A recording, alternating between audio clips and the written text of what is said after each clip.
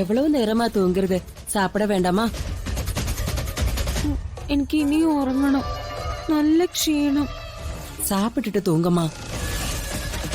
எழுந்துருமா. എനിക്ക് വേണ്ട. எனக்கு நீ மட்டும்தான் இருக்கு. நீ சாப்பிடாம இருந்தா எனக்கு நிம்மதி கிடைக்குமா? சாப்பிடமா.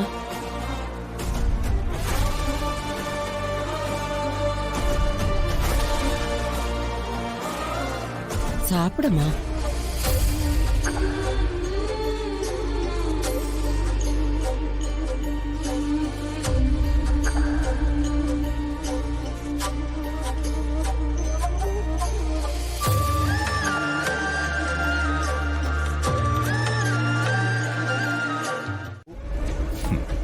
മുമ്പ് അഡ്വക്കേറ്റ് ആരതി വർമ്മ ഇടപെട്ടിരുന്ന 1-2 കേസിലെ പോലീസ് ഓഫീസർമാരെ ഞാൻ വിളിച്ചിരുന്നു. മിന്നൽ നീക്കം, അതാണ് അവർ പ്രയോഗിച്ച വാക്ക്.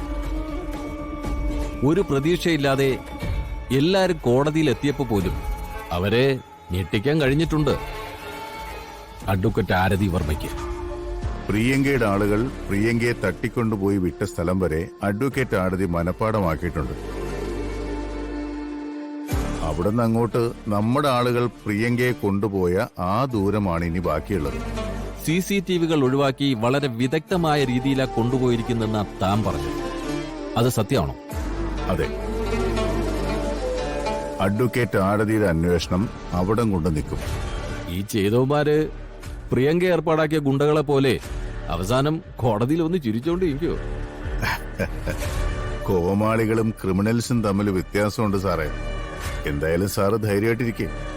മറ്റൊരു മാർഗമില്ലെങ്കിൽ ആ കൂട്ടത്തിൽ നിന്ന് ഒന്നിനെ നമുക്ക് റാഞ്ചാം. അഡ്വക്കേറ്റിന് എന്തുകൊണ്ട് പറ്റൂല?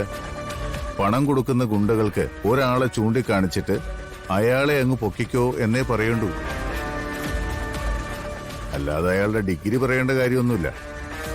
നമുക്ക് നോക്കാം സാർ, പേടിക്കണ്ട.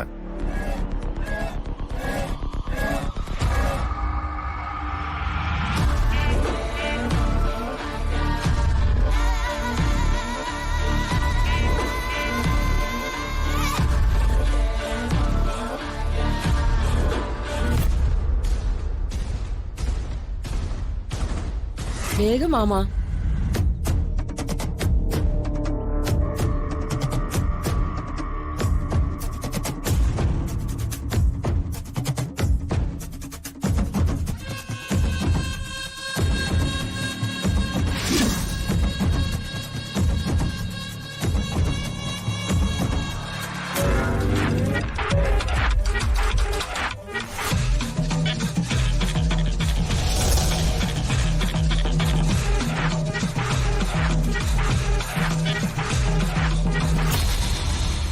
சார் சார் சார், சிலை வேணுமா சார்?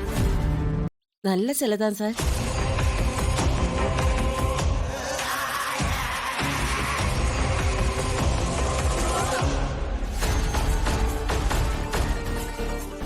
விலை கம்மியா இருக்கு சார்.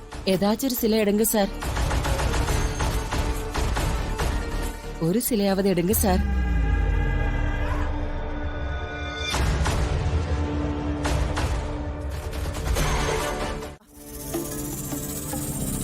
നിങ്ങൾക്ക് വേണ്ടിയുള്ള പൂജ അകത്ത് നടന്നുകൊണ്ടിരിക്കുന്നു.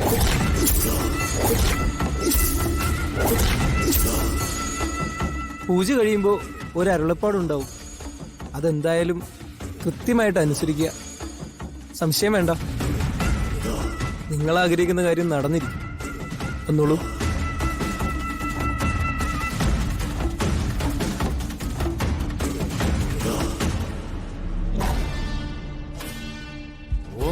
ഐം ക്രീം ക്ലീം ചാമുണ്ഡ്യായ ദേവിയേ നമഃ.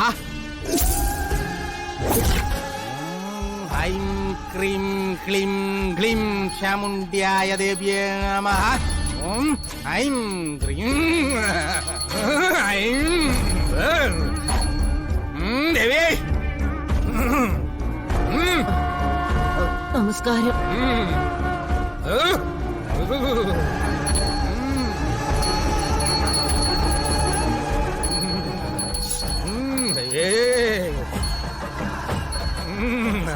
രാധിക, അതാണ് അവളുടെ പേര്. അവളുടെ വിവാഹം നടക്കാൻ പാടില്ല. ദക്ഷിണ കൊടുത്തോളൂ. ദക്ഷിണയുടെ അളവനുസരിച്ചായിരിക്കും ഫലം. ഓ ഓ ഓ കൊടുക്കാം.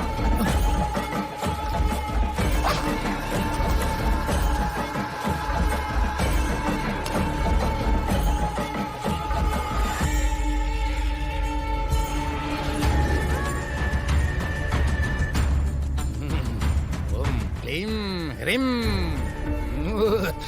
പാലമറ്റം പാലമറ്റം പാലമറ്റം. അവിടെ ഒരു കാളിക്ഷേത്രത്തിൽ ഇന്നൊരു ചണ്ഡികാ പൂജയുണ്ട്. അതിൽ പങ്കെടുക്കുക. ആരുടെ പതനമാണോ കാണാൻ ആഗ്രഹിക്കുന്നത് അതാ നടയിൽ പറയുക. മനസ്സിലായോ? ഇല്ല. ഇവിടുന്നൊരു 40-45 കിലോമീറ്ററോളം പാലമറ്റത്തേക്ക്. അവിടുത്തെ കാളിക്ഷേത്രത്തിൽ നടക്കുന്ന പൂജയിൽ പങ്കെടുക്കണം. സ്വാമിക്ക് ലക്ഷണങ്ങളിൽ ദേവി അതാ കാണിച്ചു തന്നത്. അവിടെ പോയി പൂജയിൽ പങ്കെടുത്ത് പ്രാർത്ഥിച്ചു കഴിഞ്ഞാൽ നിങ്ങൾ ആഗ്രഹിക്കുന്ന കാര്യം അതുപോലെ നടന്നിരിക്കും.